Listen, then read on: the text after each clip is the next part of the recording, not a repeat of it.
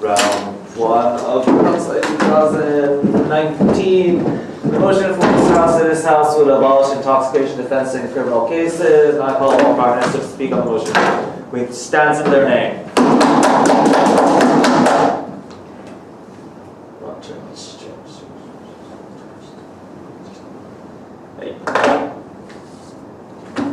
So, victims of rape and violent assault have not for so long that are not been compensated because of the intoxication defense. When public officer raped women being drunk, knowing that being drunk it actually deprives him of the ability to judge reasonably, he got only 3 months of suspension from his job. He didn't lose job at all, and he was just released after his sentencing for like 3 months, right? We think simply that's not enough, and we think intoxication defense is illegitimate as a form of defense. We were very happy to propose this motion today. I have 2 things to tell you from my speech. Firstly, how in the status quo intoxication defense exacerbates the violent crimes such as rape, and secondly, why intoxication defense is illegitimate and should be abolished from the perspective of criminal justice system. But before that, several points of model, right? So, of course, Mr. Speaker, we are very happy to inform how alcohol deprives you from the,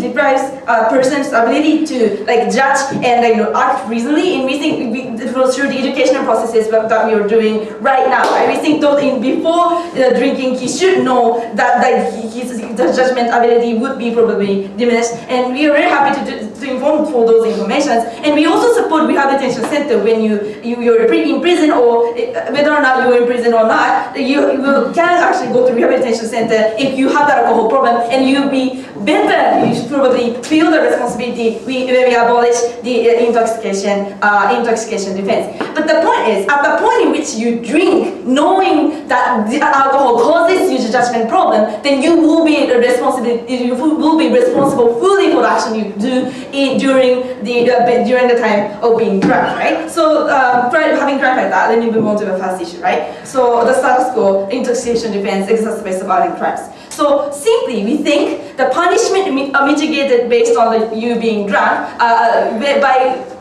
mitigating this based on being drunk, victims are not inaptly compensated. They feel they're damaged, and damage isn't really fully compensated. And also, the criminal also don't really regret the problems that they caused during drunk, and they actually ending up being causing repetitive crime. And we think this possibility will be higher under their product, right? Yes. So what if the individual is intoxicated by the side effect of a medicine that they prescribed? Your cases are just about specific cases of rape, which are rape culture in the criminal justice, and does not accommodate the variety of cases of intoxication. My partner will answer that, sorry.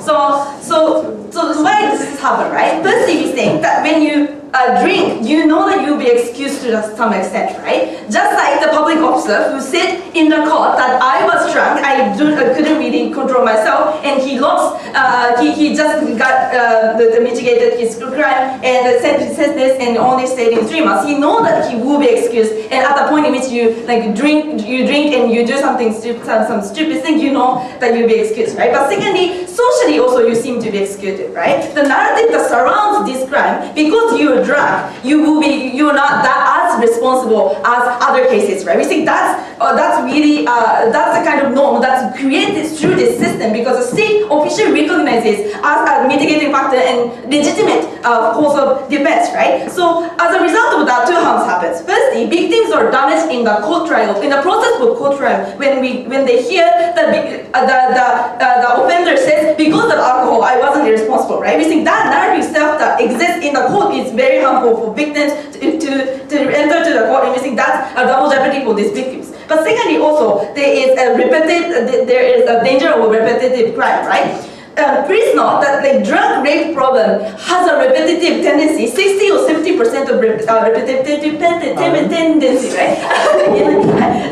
So if it's because of the alcohol, you don't regret your action at all, because you blame the alcohol and not really blaming the actions and your ability to judge, right? So which resulting in more and more numbers of victims being raped after sentencing and also after sentencing of like offenders and everything. Thus, this problem has been so long left in, especially in Japanese society and other university, raping culture society, right? No, sorry. So, so we think that's the problem. That's the problem. But more importantly, secondly, right? Why intoxication defense is illegitimate and should be abolished.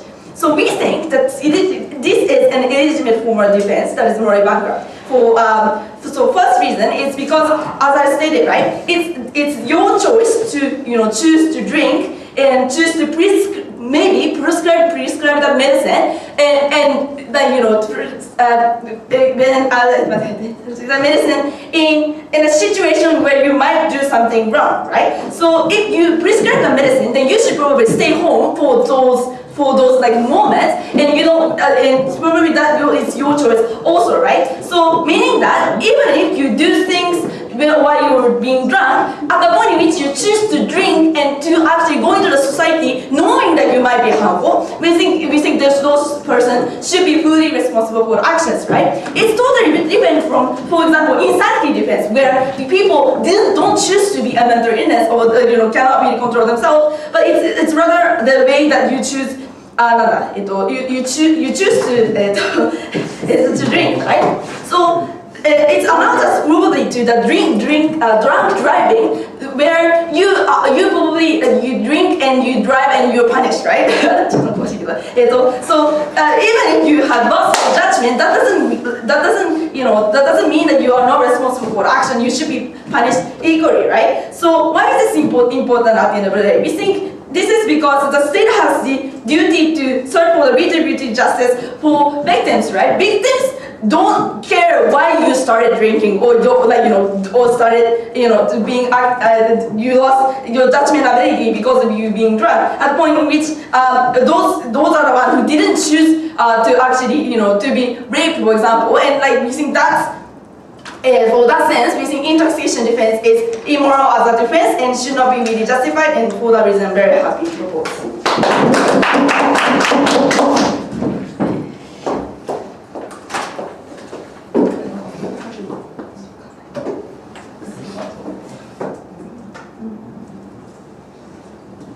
I thank the Prime Minister for their speech. Now call upon Leader of Opposition.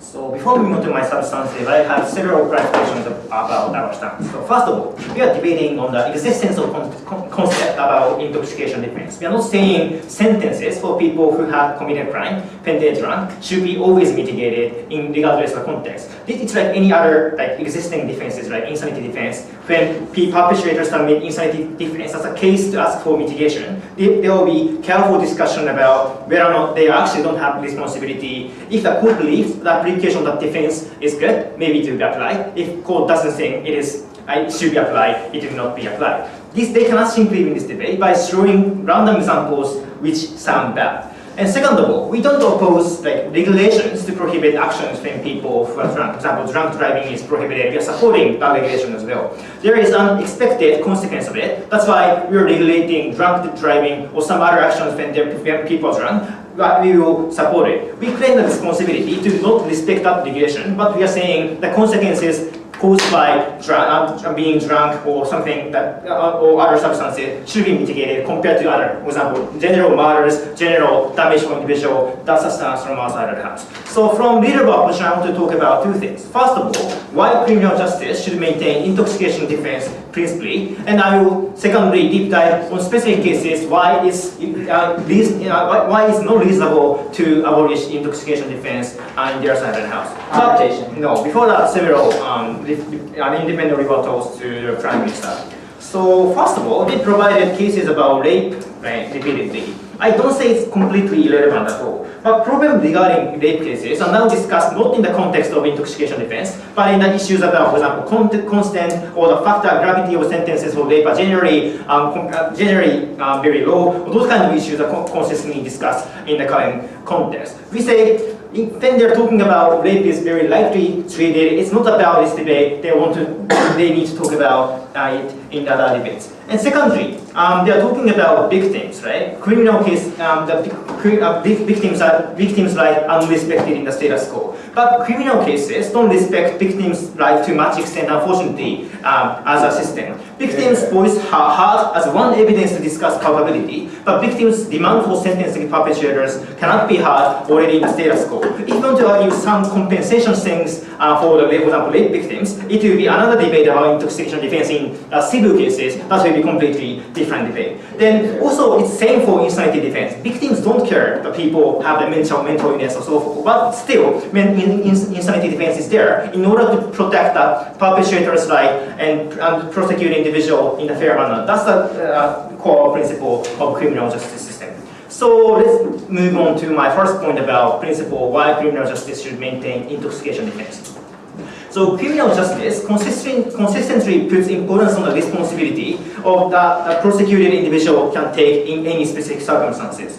First of all, criminal justice system is built on a trust of citizens. Every single individual should feel it's a fair jurisdiction under the equality of law. That's why people are obeying the law, people are conforming the law. If people feel it's not fair, I don't have any responsibility for this particular crime, that criminal justice system cannot work in the first place. And secondly, as a fact, criminal justice deprives the right of individual to a great extent, which requires authority to present undeniable cases saying an individual is responsible for consequences caused by the person without any doubt by the individual. That's why we assume presumption of innocence in order to protect the right of individual who committed crime. That's why we put the burden of proof of criminality on the side of prosecutors, not on the side of defendants. So that should be consistently working in a status quo. That's why I think intoxication defense should stand in our side of the house. Then let's move on to deep dive on specific cases why that should be maintained. So, for example, Mr. Speaker, taking alcohol and other intoxicating substances are oftentimes inevitable. For example, when you work as a sales rep for companies, it's really inevitable to go on drinking with customers. It's not limited to alcohol, Mr. Speaker. For example, some general medicines make patients lose consciousness or ability to judge things which they can do in a very ordinary situation. For example, you may receive the Tamiflu as a drug for the influenza, but so in those kind of circumstances, patients don't have any ways to avoid taking those medicines, but they still will lose those consciousness or ability to judge things in their side of the house. But in their circumstances, when they will abolish every single intoxication defense, the people who commit a murder for individual in a very normal circumstances, and the people who commit a murder when they take the Tamiflu are going to be prosecuted in the same way in their side of the house. That will be severely harmful in terms of fairness for individuals who don't feel like I'm fairly treated compared to the person who murder without any reasonable reasons. That's why we think that should stand. Before moving on here. Okay, Tamiflu is taken in the case of influenza, right? You choose to go outside being severely ill, and you are pushing the hypothetical, very unrealistic case for the case that we for the complete harm of big rape victims being raped. I don't understand your point of information. Taking Tamiflu is also the realm of this debate. We are talking about not only about alcohol. We are talking about any other intoxicating circumstances. They need to defend why people who are under the flu need to be prosecuted in the same way compared to other people in ordinary circumstances. So why this analysis is important? Because one main reason to distinguish intoxication defense from insanity defense in their side of the house was that a person didn't choose to be in that situation. But in many circumstances, even about alcohol, about other toxic circumstances, person didn't choose to be in that situation. For example, they don't choose to be full. They don't choose to be going drinking with customers. That will be the order from, for example, the boss. That is not controllable consequences for individual. That's why there are many reasons to distinguish the intoxication defense from other defenses are already not standing in their side of the house. And also we told you, how many times do we have? So that's important. And also we told you, in those circumstances, big example, when customers are punched by those sales reps, don't care the people, whether or not people are drunk or not. But actually, the responsibility that individual can take for that consequences is severely different from the people who are doing the same thing in ordinary circumstances. We are not saying people should be exempted from any responsibility. There will be sentences anyway in outside of the house, but we say there is slight difference over the responsibility that individual can take that should be affecting the sentences that individual will receive in outside of the house. For all these reasons, we are very proud of those.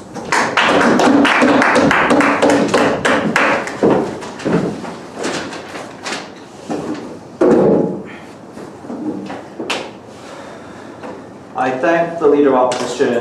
Now I'll call on Deputy Prime Minister.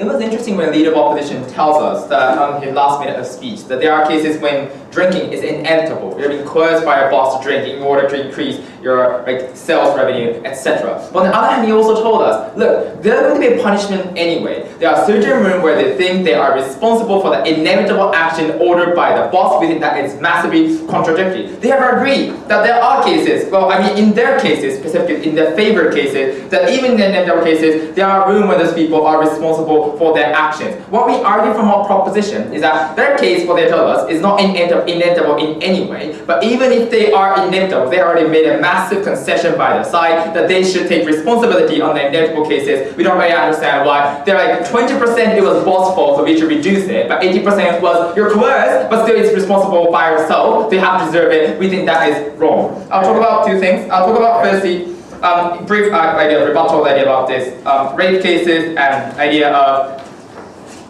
medicine side effect, and secondly, why even in their favor, when we talk about this medicine or customer sales, why we think those people are still responsible and should not deserve intoxication defense.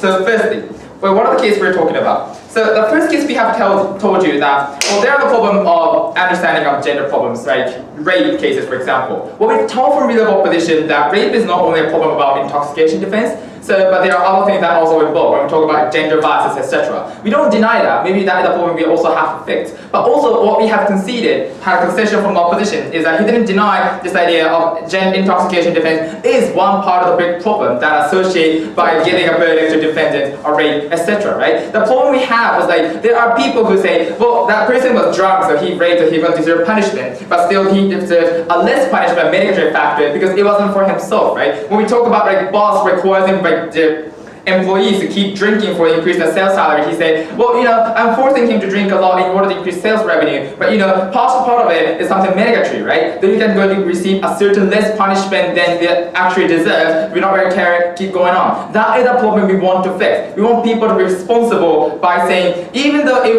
were drunk at some point, it was you who made a decision to keep drinking, right? In order to increase your sales revenue. It was your choice to go outside when you're drinking a medicine that has a strong side effect without having any protection by your family members or any other people who have been provided from state, right? We think those people should be responsible for being a condition that they become drunk or they become addicted by drugs, etc., right? That is the problem we want to fix. And we have to realize all this problem of, we're not saying victim can make a sentence, right? That's not what we want to say from Prime Minister, right? What we want to say is that victims should receive a certain level of punishment that they deserve to the criminal. We think that is something justifiable, right? What we're saying is that the criminal defendant should receive a proportionate punishment that is justified to have, and what we're saying that is necessary for the retribution, for the rehabilitation, and etc. Meaning, we think it is necessary to give enough punishment. And we think that action of being drunk is something that deserves punishment, does not deserve any criminal defense, intoxication defense in any case. So second, let's talk about the most plausible case for opposition,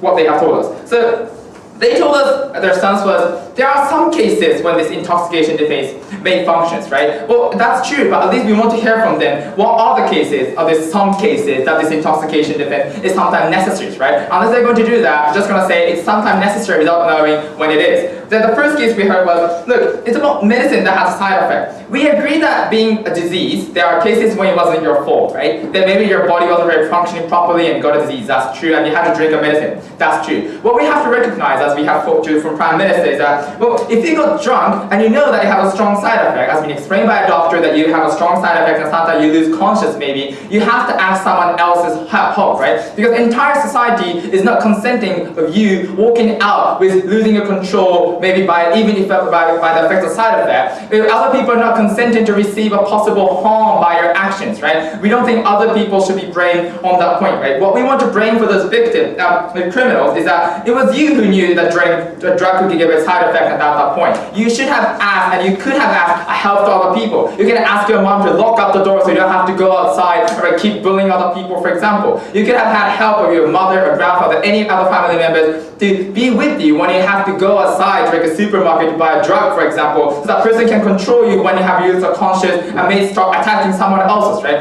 There are lots of options that person could have taken. The person have actually the negligence and say, I'm not going to take any of those options, and they're just going to go out because I want to, right? And I think actually be forgiven a part of it because, you know, it was a side effect, right? I couldn't do anything about it, even though that person could have done a lot of things to prevent it, right? That person didn't do it. We think that person deserves the punishment at that point. Yes. So your logic was like people should be punished without any defenses because you made some decision that caused crimes in the end. So then why don't you maintain like insanity defense? Because mentally ill people chose to go outside, which caused crimes.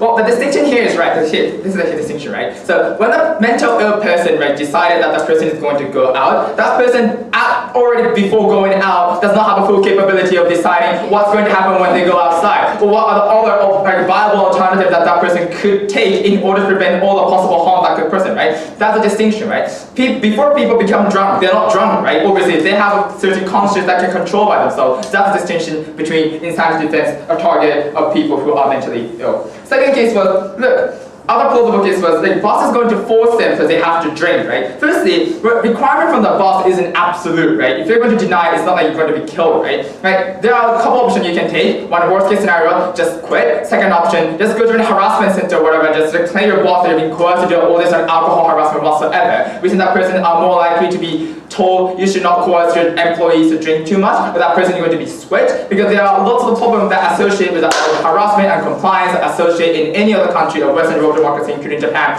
that it's a wrong thing to keep doing all this harassment and we should be nice to those employers. We think that very function as well. There are lots of options that person can take. And moreover, if that's necessary, we think that boss should also be coerced right into punishment, etc. That person is making those employees lose control by the coercive orders, right? There's also options that customers or employees can take. Obviously, it was not inevitable, it was your choice. And moreover, that person didn't have to keep drinking forever, right? We have to realize that all these problems often happen when the individuals drink often too much, over their capacities that they cannot control anymore, right? They have also had an ability to control how much they, in the vast majority of cases, but they didn't do that. They have realized, well, boss told me to do this, I'm just going to drink a far more than capacity I can have in order to create all the problems, right? We think there are lots of cases where those people had a control on their mind, but they didn't choose to, and therefore those people deserve punishment. That's why in fast any cases, intoxication defense should not be allowed. It was your fault, you deserve punishment, that's where it is.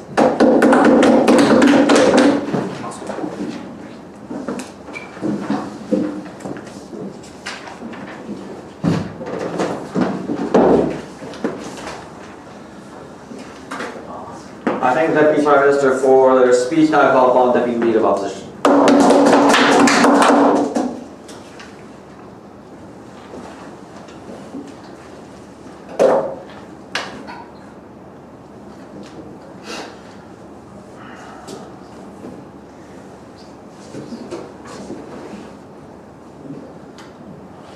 two clarifications before moving my speech. First of all, what they are trying to, their version of proof is that they're opposing the entire concept of the intoxication defense itself. So that's the students, the government side, have to need to decide any cases that why students do not necessarily to consider about that the intoxication defense, even the certain possibility existence is obviously they cannot just control themselves this kind of situation. Rather they have burden of proof to that why students any cases that you necessarily to establish concept of that this different type of the defense itself. The second point is that we do not rather than have the responsibility to that this person completely any no responsibility about their committing crime. Obviously, we're more happy to constrain the extent or to what extent they cannot just control themselves, the understanding that whether or not things. Or furthermore, we're more happy to just consider about that whether or not they cannot avoiding that becoming the intoxication or not. So to what extent the power, the harassment by the bosses, or to what extent they cannot avoiding the taking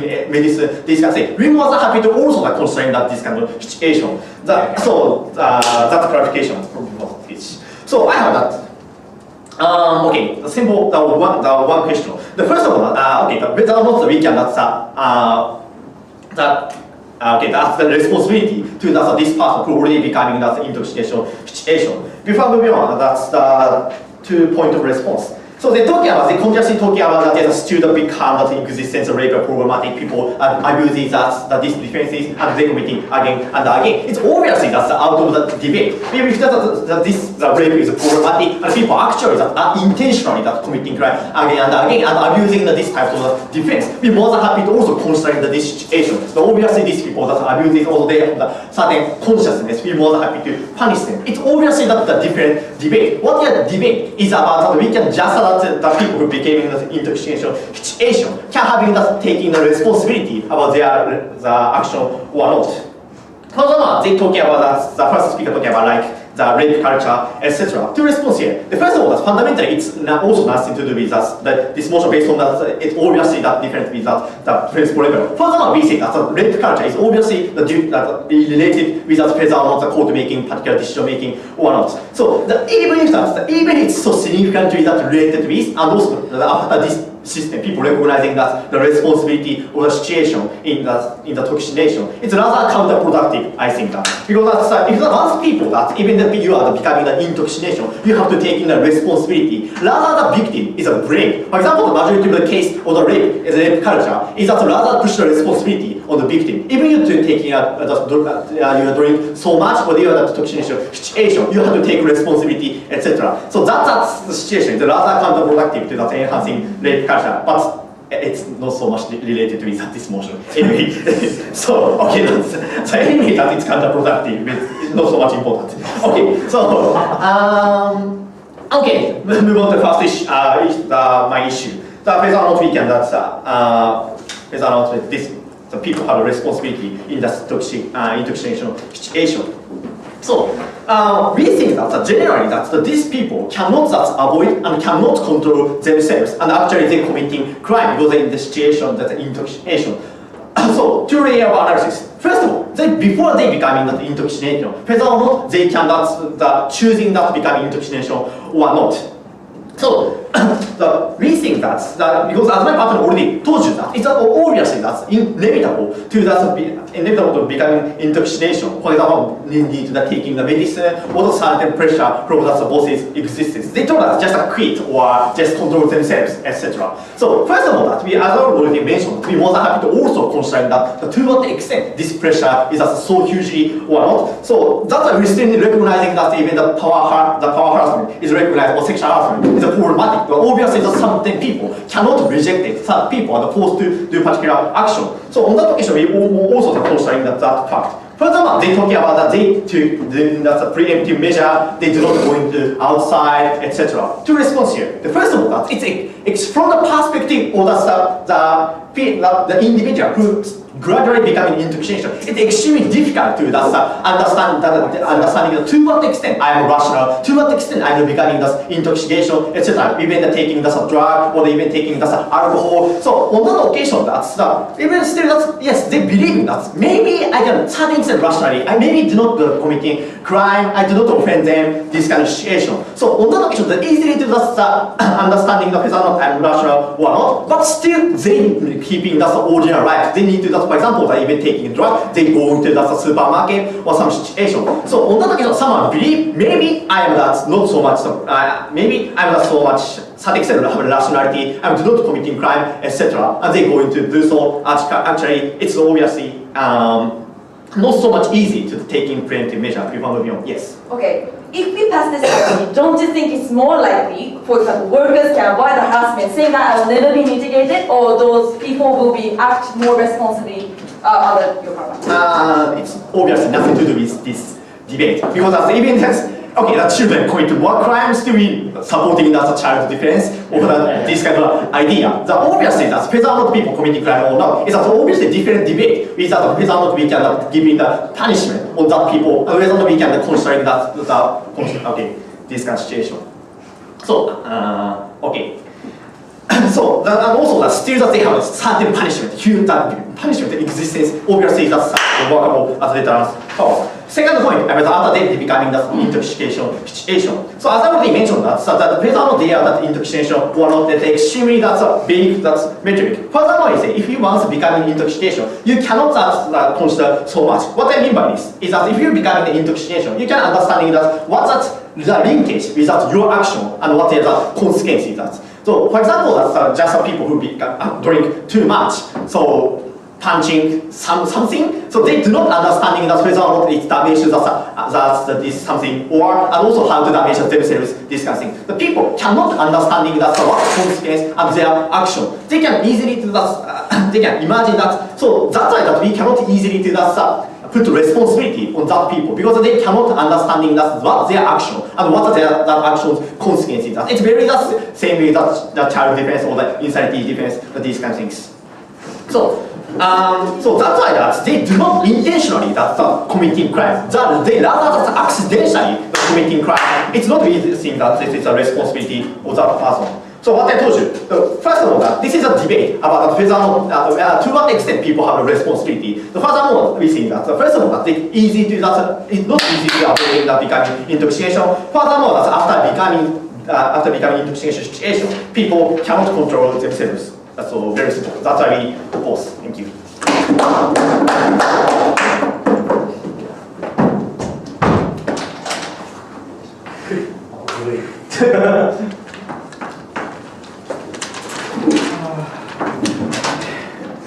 I thank the deputy leader of opposition, Huang.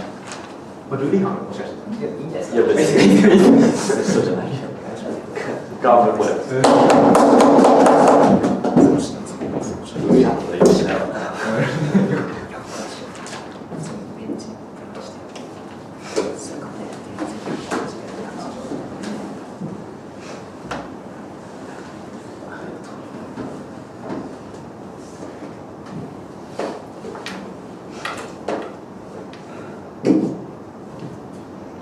Chair, what makes this debate apparently difficult for the government is that we must defend rather sweeping policy of not recognizing any intoxication defense. It might seem that the degree of responsibility differs between intoxicated criminals and non-intoxicated criminals. So it might seem, according to the opposition, that when it comes to deciding on mitigation, this difference of degrees of responsibility should be taken into account, hence intoxication defense, and the opposition might seem to have a very easy debate here. So that's why they didn't deepen their case beyond self-control things. Right? So the government's burden is to show how this sweeping denial of intoxication defense can be successful, and this burden will be met by how the society currently deals with intoxication problems, making individuals informed about the danger of intoxication and making them capable of making decisions upon that intoxication. So the way we as a society view substance intoxication and the way we inform people about it justifies a special case against intoxication defense sweeping, and that is the point that I'm going to summarize in a speech. So Unfortunately, I have only one clash point, which is obviously how we should recognize the differential or degrees of responsibility between intoxicated and non-intoxicated criminals. So the main point was clear from the leader of opposition, saying that responsibility should be carefully calculated in case of criminal cases, because public trust in criminal justice system is important, and because rights restriction should always be carefully justified by case-by-case basis. So the first response to this general argument is that this is shallow, I think. But the first response is that if trust matters, then the leader of opposition's rebuttal to our Prime Minister's point about the victim's interest doesn't stand at all. Because we generally have doubts on criminal justice system that continually decreases the terms of imprisonment of criminals just because they were intoxicated at the moment, right? So we think if we are caring about the public trust in criminal justice system, we think that counts in favor of our case against this quite this kind of defense. And the second response is against their point about rights restriction. Any rights restriction should be justified adequately, and we have no disagreement here. This point is I think related to a deeper issue that the opposition side presupposed but not explained: free will or self-control. Which we say that the degree of the responsibility of one's action should be based upon how much reasonable self-control one could have exercised in the process leading to criminal actions, right? So those who lack the ability to act on self-control at any point of that process cannot be punished as harshly as those who are self-controlling. That might be the opposition's case, and we have now we have to make some differentiation between substance intoxication and non-intoxication. So how does substance intoxication differ from other cases of diminishing responsibility? So the opposition's preferred analogies are mental illness or insanity defense, or more specifically or characteristically for today's opposition, side effects of medicines. So firstly, what is characteristic about substance intoxication is that it is necessarily one's own self-controlled choice that one entered the gate to intoxication. So we say that even substance addiction, for example, such as alcoholism and drug addiction, begins from one's choice in the first place. Not only that, the continual substance addiction or the ongoing process of being addicted can be avoided, could have been avoided by one's own self-controlled choices. For example, going to cleansing clinic, or choosing to be cared by relatives or family members. Although these choices could have been made by those individuals, and that choice or that self-controlled choice was in the process of that process leading to the final criminal action. Note. No, thank you. Here, this is a normal case of any intoxication criminal actions. So the normal case necessarily involves self-control that is as effective as non-intoxicated defendants' cases. So we think this is a massive difference of substance intoxication from other cases such as mental illnesses, because obviously there's no self-control in the process leading to mental illness and the process leading to crimes based upon mental illnesses. Yes? If your argument is true, do you oppose the distinction between well-planned crimes and compulsive crimes? Sorry?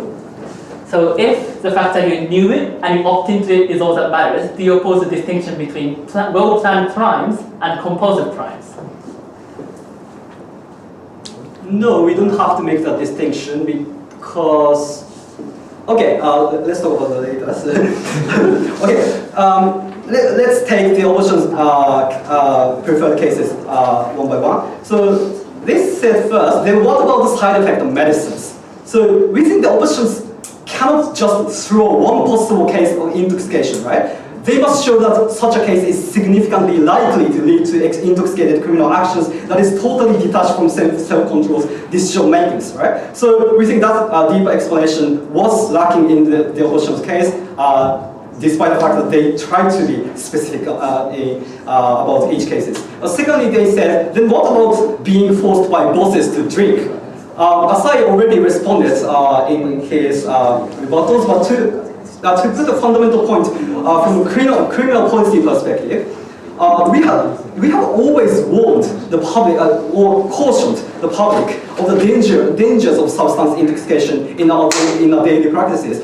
For example, we campaign against drunk violence. Those campaign posters against drunk violence appears time and again in train station, for example, and anti-drug campaigning exists everywhere, and also Tamiflu is already known as dangerous enough to distort your calculation, right? So we have always informed people about the dangers of substance intoxication, and there was a reasonable point at which people could have avoided getting into substance intoxication, and we think that is good basis for us to judge that these people could have exercised self-control. Also, the fact that we abolished intoxication defense will enhance our ability to deal with such problems as forcing and persecution related problems. The point is that the way the society approaches crimes expresses the society's view about how dangerous the token action could be.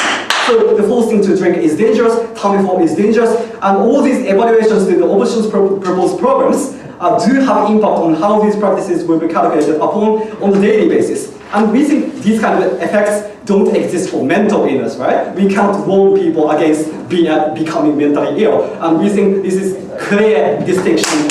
Enough, we propose. Thank you.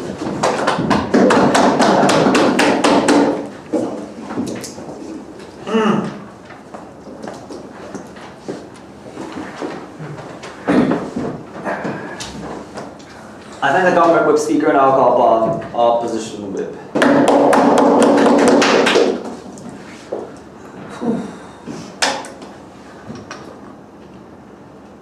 So it's like three speakers saying the same thing, but it's important once again to note that their verdict is proof that this framework should be abolished. Because it's that we have told you that if there are circumstances in which this could be applied, like in cases where prescribed medicine causes you side effect because you are not feeling well that day and you did something terrible, it might be that you have a hard drinking session and you did some terrible thing, but it's kind of a cultural thing, corporations that was unedible for you, or even if it's your active choice and you're just drinking and going on with it. These circumstances, you are not yourself. You are not really remembering it, you don't really think about it, and it's that your culpability is minimized. We were telling you that it might be that in some cases they're really responsible, but there are multiple cases where these people do not take the reasonable culpability as compared to where they were rational and not drinking or not being intoxicated by these substances. I'm telling you that I think that the distinction reasonably exists. This framework should exist. Once again, this circumstantial arguments coming from Gov, we can deal with them specifically. The question on their side of the house was why they were willing to abolish all circumstances and the circumstances where these individuals were vulnerable or coerced into situation. Because they were telling us that for some minority kind of cases, we were willing to sacrifice other considerations of justice. I don't think that's how justice should work. Three questions. Firstly, on is this policy beneficial or is those benefits justified in taking this policy? Secondly, on should the consent on whether you're drunk or not matter in the debate? And thirdly, if I have time, I'll talk about what is important in the criminal justice system. So, rebuttals integrated. So is this policy beneficial or the benefits justified? So their main argument is that rape is terrible, we got to do something, and they're willing to say that rape is so important that they're willing to abolish it if they don't care about the trade-off. One, we think that we told you there are numerous alternatives that are equally effective in addressing the situation. We're talking about discussions ongoing about rape culture going on in the criminal justice framework. We're talking about investigations and assessing of situations, especially in drunk cases, being highlighted, and Scandinavian nations taking more hard criminal sanctions on rape cases where people are doing active things and trying to get away with it. These discussions are happening, and these things are gradually changing. I don't necessarily think that abolishing it would contribute, because if you are able to putting specific clauses about drunk cases in rape situation, then they achieve their goal. The argument is best saying that we should abolish intoxication defense in rape cases and not necessarily supporting the motion, because if it takes the alternative, you don't have to sacrifice all the alternatives, all the trade-offs that we talked about, people intoxicated at Tamiflu and things, and get all their benefit. So I don't know why they're willing to get that trade-off. But even if we concede that they can get the benefit, we argue that criminal justice is about inclusivity and assessing the proportionate situation. So ultimately, your attempt to prioritize one specific case for the sake of sacrificing other considerations or other situations is against the basic framework of criminal justice. Because you're abandoning your attempt to be proportionate and inclusive of a variety of situations and considerations they're willing to make. I think that there was no response that was the clear substantive from leader of opposition. But another even if case is that if the criminal justice is so distorted by offensive or rape, so patriarchal judges and things, like this abolition of intoxication would not probably help, because it's still the patriarchal sentiment that is against women and still going on there, and you cannot abolish that mindset of people. So that the problem at this most problematic situation is not really solved. No, thank you. They also said that victims are offended by the attempts to kind of like prove that they're not really guilty, and that kind of victim sentiment is something that should matter. We don't think that is important, because they have not responded to our legal options to stand about how victims' emotions are not considered in criminal justice, which is a factual thing. But also importantly, that argument is invalid, because if that argument is true, they are saying that people who attempt to lighten their punishment by attempting to prove that they were insane at the situation with insanity defense would also feel disgusting to the victim, and that clause of insanity defense ought to be abolished too. Or poor people attempting to prove that they are poor, they had to do this kind of thing, made it disgusting to the victim, so they willing to abolish that. But that's not how they made the distinct principle distinction. I don't think that's how, obviously, it should work. So why we think that argument, even if it's beneficial, does not justify taking this policy. So thank you. The last practical thing they said was that crimes increase, we want deterrence. We think, obviously, it's just that a 10-year sentence might become an 8-year sentence with the existence of this defense. You have the social sanctions and the criminal sanctions to a decent extent. I don't think that deterrence is the main issue of the debate, but also deterrence is just one part of the clause. So if deterrence is important in that specific case, we might increase the punishment. That is not a reason to abolish a very distinct and independent power clause that exists in the criminal justice system. So I don't know why abolition makes sense. Sure. Onto your POI, in your planned and compulsive crimes distinction, the intoxication crimes will fall on the side closer to planned murder, for example. We think because I'll talk about that. We think intoxication crime is akin to willful negligence if all our analysis are true. Okay, let me deal with that. So, second question, should the choice of you drinking matter that much? Because the principal argument coming a bit from Gov is that you're drunk, you were aware of it, so you should take the responsibility and just face it. That is not really important, because firstly, I think they had no response to an argument from leader of opposition and deputy talking about how culpability is at the core of the criminal justice system, where to the extent that you are trying to impose sanction on an individual, and to the extent that we consider fairness as important, we need a reasonable accusation and grounds that these people are responsible for their act to impose any punishment on these individuals, and why assumption of innocence exists. Obviously, these individuals, because they were not necessarily themselves when they were drunk, they don't remember it. They usually wouldn't do that, which means that the extent of the extent that they take responsibility for their acts is decreased, and to the extent that even if we agree to that, there's a different parallel reason to consider that they should be decreased of their punishment, and why that doesn't really that doesn't prove any validity in this debate. But also importantly, they say that insanity is okay, but drunk is bad. We think that is a bad argument, because essentially insanity is not that you are born really mentally vulnerable and you can't think always. The natural reality is that they are mildly mentally ill and are temporarily compulsively doing something and are temporarily rational, or they're not sure about the extent to which they are rational in certain circumstances. Meaning that these people have situations in which they are rational and can take choice of their thinking about whether they should go into that situation, and are aware of the risk that they might go kind of mentally unstable and do these acts, and they're not willing to impose on these individuals. I don't understand the distinction. And the last point about this planned crimes and compulsive crime. That's important, because their argument is technically saying that you drunk and you chose that, you should take the full responsibility distinct from other people that are rational. Meaning that if you opt into it, if you take the risk of it, you should take the responsibility. Meaning that if you opt into it and know that you would opt into a framework of crime, you should take the responsibility of it. And that's technically saying that a well-planned crime which you opt into fully, and a compulsive crime which you compulsively opt in, have no distinction, and they have not made any justification of that. And why I think that doesn't matter, and it doesn't make sense to take this policy.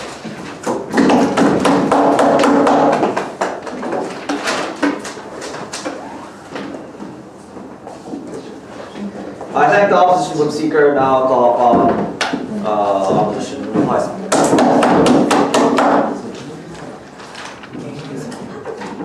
So, sure. Let's make this debate very simple, because there are many trivial disputes which are actually not the core of this debate. For example, sales forces can avoid drinking, they can sue bosses for harassment. Actually, that's not important, even though that's a case coming from outside of the house. What we need to talk about here is that there is some differences of gravity of responsibility between these sales forces punching someone and clearly conscious people punching someone intentionally. That will be, maybe it's right, but there will be some differences between people who are drunk and people who are not drunk. They may have succeeded to explain the difference is not that big. Yeah, they could explain that. Maybe the difference is not that big. People chose to be drunk, people chose to go drinking, that will be choice of individual. That's why maybe the difference is not as big as we told you from the beginning. But the thing is, they couldn't prove there should be no differences of treatment for individuals who are drunk and who are never drunk and who are consciously killing someone, consciously punching someone. So maybe that will already show how we won this debate. But I want to talk about some other opposition government's principle, and I want to clarify why we clearly took this debate. So the basic principle coming from their side of the house was that people made a decision to pass the gate that will be connected to crimes, and they are informed of the risk that their action will ultimately lead to some consequences. Okay, let's look at non-toxicated criminals. So they chose to go outside consciously, they chose to buy knife consciously, they chose to meet the person they hate consciously, they chose to stab someone, that person consciously, they chose not to call ambulances consciously. Everything was conscious in that case. But conversely, how about intoxicated individuals? They chose to go outside consciously, they chose to go drinking consciously maybe, but they chose to drink a lot. That will be conscious choice of individual. They may be aware of some risk at this point. But they didn't choose to buy a knife. They didn't choose to meet a person that someone hate. They didn't choose to stab a knife into a person. Maybe they even don't remember everything after they actually went drunk. So intoxicated criminals are still very bad people that also murder, but they should be sentenced according to the responsibility that they should have expected for the risk that could be the risk that maybe I will kill someone I hate, or those kind of expected risk is very different from cases where individuals are very conscious, have clear mind to kill someone. There will be some differences. Then let's go back to the volume group of outside the house. We are talking about we should maintain the intoxication defense in the outside the house. We are not saying people shouldn't be mitigated in every circumstances. What they have to prove is there should be no kind of intoxication defense. People should be sentenced equally in every circumstances, even though they have some tiny difference of responsibility compared between individuals who are very conscious and people who are not conscious, and even though they chose to be drunk. So that's why, Chairperson. So, I think we won this debate already. They couldn't prove there is any tiny difference between people who chose to drink and who didn't choose to kill someone, and people who are conscious about everything. There will be some differences. That's why that difference should be reflected in the sentences that should be given to individual, because that should be the more equal treatment for individual who are in different situations, and that will be more trustable system that we can rely on. For those always in the very proud, of course.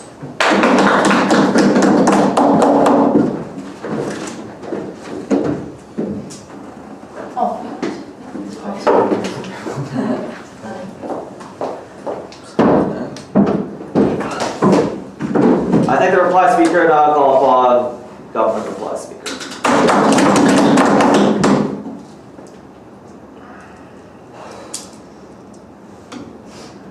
Thank you, Chair.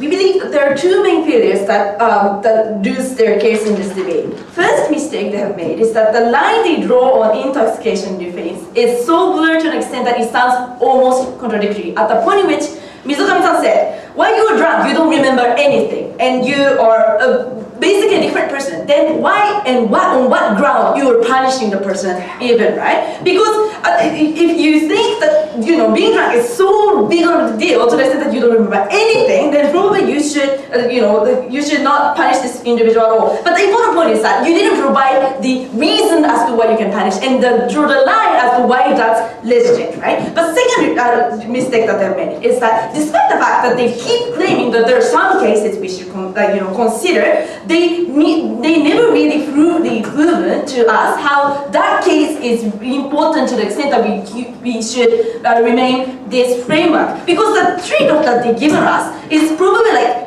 taking Tamiflu without guardian and the consequence of that, and the consequence is what, right? We don't see the impact, and you didn't really ground the impact as to why taking Tamiflu and going out and do something is something, and your punish is such a culpable thing, and we think that circumstance, we think even if we keep the trade-off thing, we think we are actually winning this debate. But moving on to my issue, which is about is intoxication defense legitimate based on 3 criteria. I'll talk to you about this. It will discuss, right? But first reason they have told us is that we should keep this framework itself because citizens' trust is important and we should be careful about treating individual rights, which is critically rebutted by Takusan saying society now is becoming having a hatred toward drinking culture, and this voice is not really heard under the jurisdiction system, and that we think that point is dead. That point is dead, right? But secondly, more importantly,